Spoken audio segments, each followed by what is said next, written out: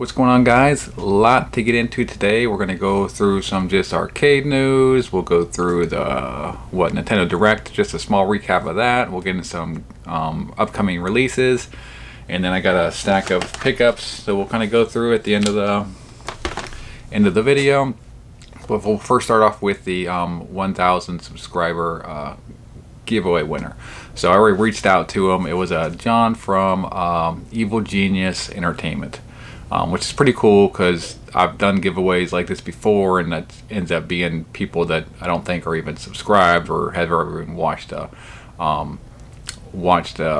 video before. So I use the service I use, which I kind of want to switch it up because I get so much spam through there. I use Gleam.io. And the reason I use that is so I can just pick like a random winner type of thing, and it just kind of leaves me out of the process of just being, involved in who wins it, and I like that aspect of it. But I think going forward, I may use that going forward, but I may move to something else to where that's a little bit more involved with the community. But at the same time, I don't know if I really want to show like preferential treatment, or I'm kind of like I'm torn on how to do that going forward. But I already mailed it out to him. It should be there Monday. This may get uploaded. This is Sunday, the day I'm recording this, so he should have that by Monday, and this video should be up either tonight or by Monday, sometime like that. But yeah, just go ahead and check out his channel as well. He's got some really cool content. I know a lot of you guys have already come from over there. We have a lot of similar content going on. But as far as going forward, what I'm going to be doing is I already decided, and I told y'all before this one ended, that I was going to be doing more giveaways. I've done a lot, or not a lot, I've done several in the past, and what I'm going to do is I'm going to make I'm going to commit right now to for 2021, every next 1,000 that I hit, I'll give away a new Nintendo Switch. So if I don't hit 2,000 right now, I'm close to closing in on 1,100. If I don't hit 2,000 by the end of the year, then I'll just do I'll give away a Switch or Switch Lite or something like that, just in time for Christmas. So I'll send one out in December. I'll have some sort of giveaway around that time. But if I have no idea how far we'll get. If we do pretty good, like I said, if y'all make me give away one a month, I'll give away one a month. But I'm not anticipating that. But like I said, if we don't hit our mark, then I'll do something around Christmas time.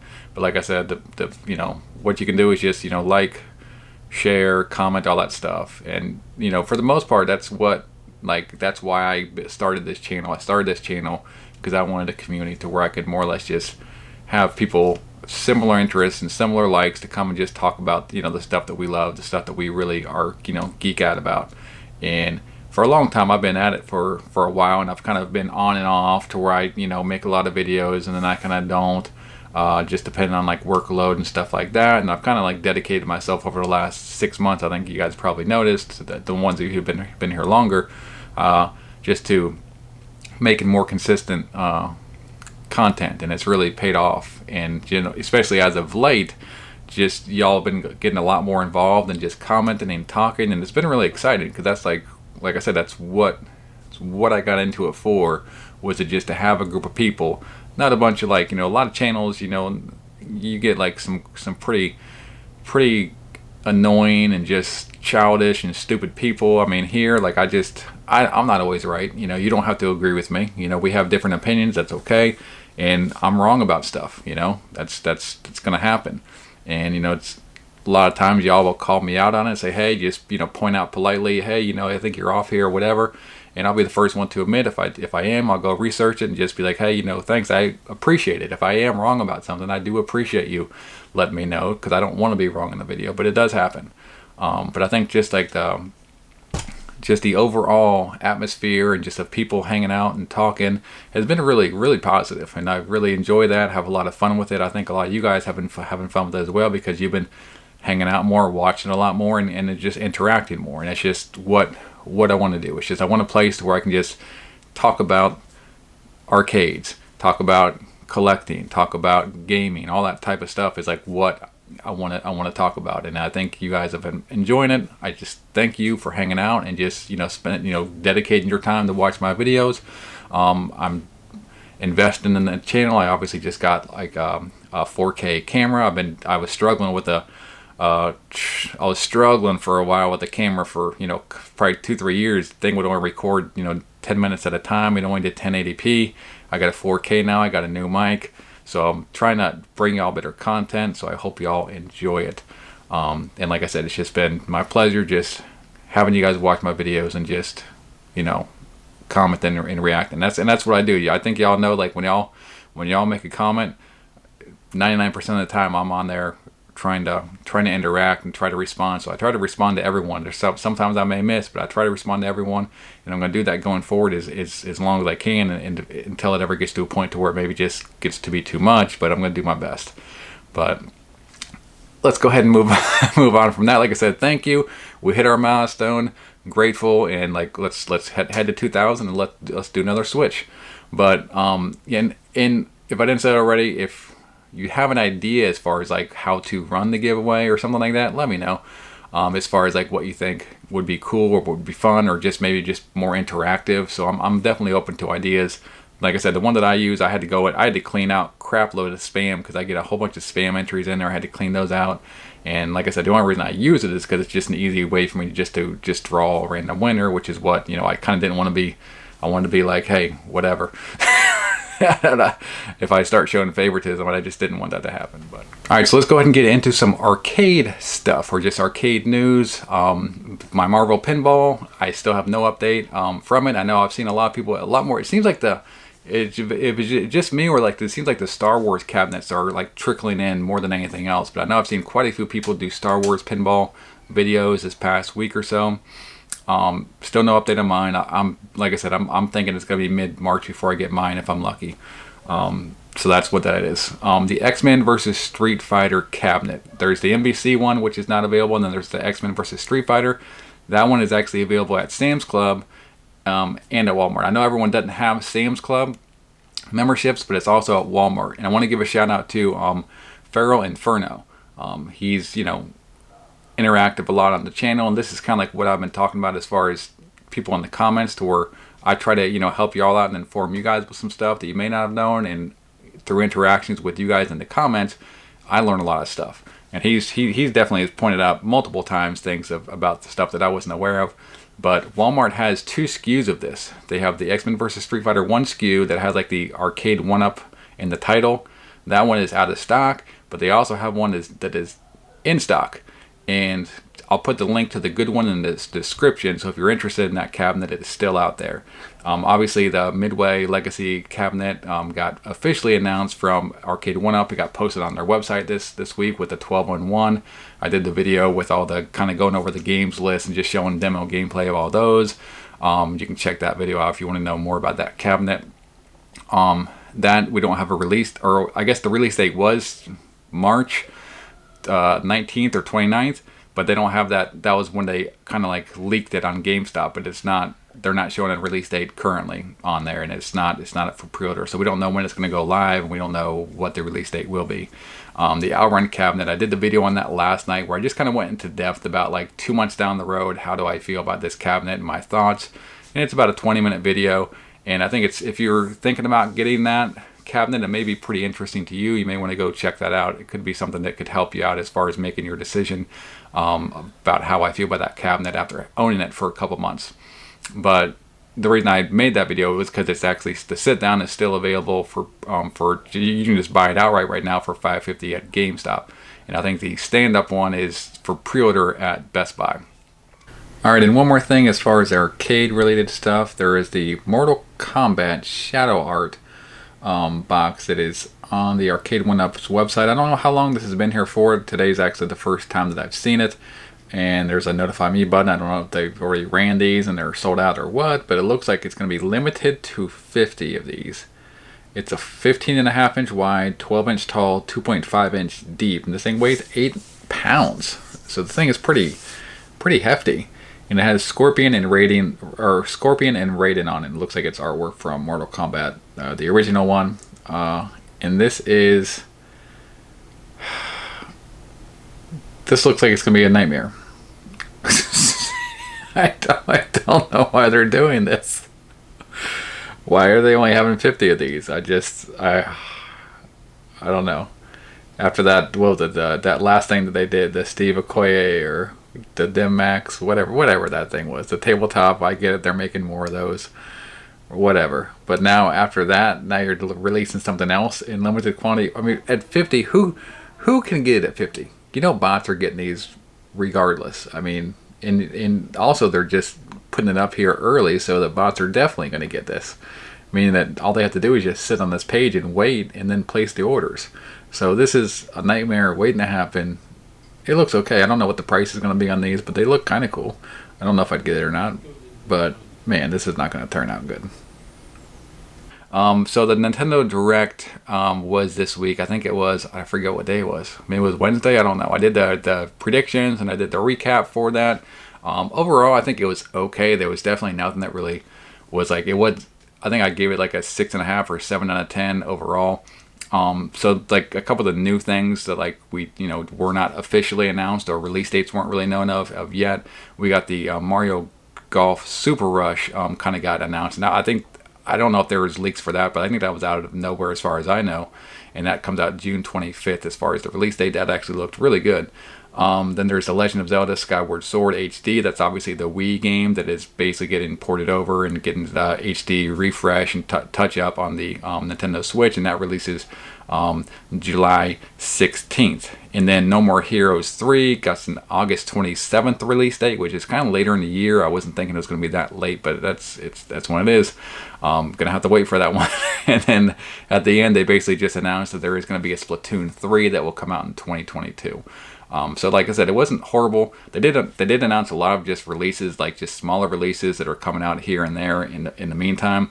But overall, it was okay.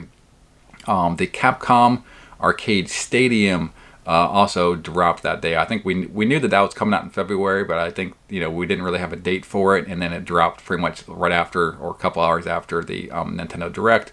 I obviously I've got that.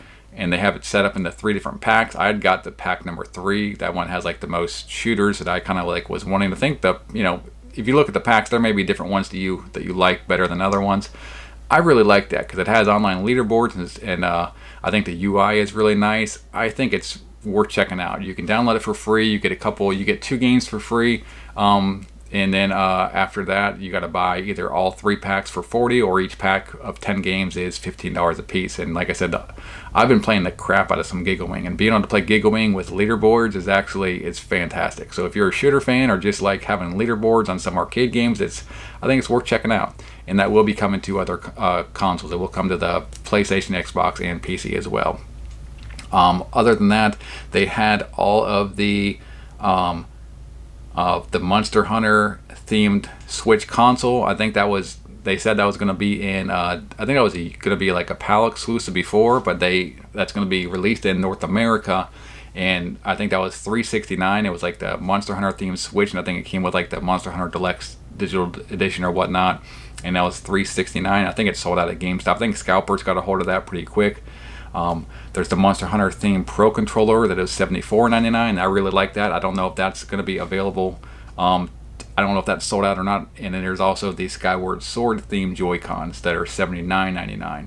And all 3 of these things are not available to buy. I don't know if they all sold out already or if they're going to get restocked. They all look really cool. So, I mean, I would just try to keep your eye out for those. Like, unfortunately, it may be that Scalpers got their hands on all 3 of those and we're not going to be able to get them for retail price. But just keep your fingers crossed. The Monster Hunter Switch and the Monster Hunter Pro controller drop on March 26th when the game does. And then the Skyward Sword drops in July when the Joy-Cons, or when the game does as well. Also this week, there's the Ghost and Goblins Resurrection this Thursday, February 25th for $29.99. That's going to be a Switch exclusive. Let me know what you think about that. I feel like that $29.99 for a digital only title is just a little bit steep. I feel like that. I don't know about that. Let me know if you're going to grab that. I'm probably going to pass on that. If you do grab it, let me know if you like it, if it's any good or not. I'll be interested to know. Limited Run Games has got a couple games going on right now and then coming up. So Bloodstained Curse of the Moon 2, there's pre-orders start this Friday, February 26th. It's available on the Switch and the PS4. You got a standard edition with interior art and colored manual, and there's a collector's edition that is $59.99, and that comes with an NES style box, a dust sleeve, CD soundtrack, reversible poster, and those pre-orders for all those, the standard collector's edition, they're all open pre-orders for the Switch and PS4 until March 28th. Also, Undercover Cops is it's not a limited run published game. I think it's published by Retrobit or something like that. Maybe, I don't know, but they're selling it on Limited Run's website, and it's a Super Nintendo beat 'em up. It's supposed to be one of the better beat 'em ups on the Super Nintendo. I've never played it actually, and I think it was released exclusively in Japan, if I'm not mistaken. But it's, like I said, from what I understand, it's pretty good. But it's based off of an arcade game, and there's a standard edition for $54.99, and it comes with a translucent orange Super NES card, collectible box, colored manual, and a double-sided poster. And then the collector's edition is $69.99, and that's everything from the standard edition. Then you also get a hard embossed City Sweeper packaging with custom slipcover, Rosa Felmond vinyl figure, keychain, sticker set, identification proof cards, certificate of authentication, and those pre-orders close on March 12th. And then there's also the Scott Pilgrim vs. the World. Those pre-orders are open until next Sunday, February 28th. So if you haven't got your Scott Pilgrim vs. the World, you got those 3 different editions, go check out their site. Make sure you get the pre-order in before they're gone. All right, let's get in some pickups. So we'll start with Kick-Ass, the Steelbook. I was actually going to talk about this before it came out, as to like, hey, go grab this, and then I forgot to, and then I forgot to grab it as well. And then it was actually on sale like a week or 2 ago, and I grabbed it. I actually really love that movie. So it's a cool Steelbook. It has like trading cards and stuff like that inside. Really cool. Next up, we got Super Mario 3D World plus its Bowser's Fury. I got this for the kids, to play with the kids, and I've actually played it with them quite a bit this week, and it's a really good multiplayer game. But being honest, it's like one of those games that when you're playing with the kids, you can get quite frustrated, because it's like there's so much going on, there's so much fun that you can like, it's just everyone's killing everyone. It's a slaughterhouse. But so I'll play for a little bit, and then I'll just sit back and watch the kids play and just laugh. So it's I'd say for me, playing with kids, it's more fun watching them play than it is actually playing with them. But they love it and they enjoy it, have a lot of fun with it. The Bowser's Fury I have not played yet, but I've heard it's actually pretty good. It's surprisingly good from what I understand. Next up is ESP Raid, and this is it's an arcade game that was developed by Cave, published by Atlas, and it's a vertical scrolling shoot 'em up. It's ported to the Switch and the PS4 by obviously M2, which M2 is known for their really high quality work. Especially they've done a lot of porting of Cave shooters. I got this off of Amazon Japan. I think this is the first time that this game has ever gotten a physical release, or been, I don't know if it's ever got a digital release even. It could be the first time it's got a digital or physical release on a console.